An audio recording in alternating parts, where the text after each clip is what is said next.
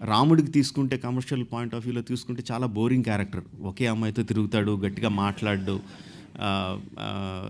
Is very soft spoken, పెద్దోళ్ళు ఏం చెప్తే చెప్పుకుంటూ వెళ్ళిపోతాడు. Is not a regular commercial hero. But భారతదేశంలో తీసుకుంటే ఒక్క కృష్ణుడి గుడికి 50 రాముడి గుడులు ఉంటాయి.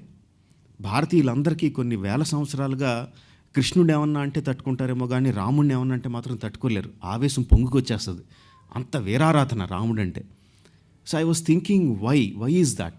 మన కమర్షియల్ స్పేస్లో ఎందుకు అలా అవుతుందని ఆలోచిస్తే దెన్ ఐ థాట్ వాల్మీకి ఆ క్యారెక్టర్స్ రాసినప్పుడు ఒక వేరే మాస్ క్యారెక్టర్ లైక్ హనుమంతుడు, ఇంకో మాస్ క్యారెక్టర్ లైక్ లక్ష్మణుడు, అలాంటి క్యారెక్టర్స్ క్రియేట్ చేసి వాళ్ళు ఈ రాముడి కోసం ప్రాణాలు ఇచ్చేస్తారు.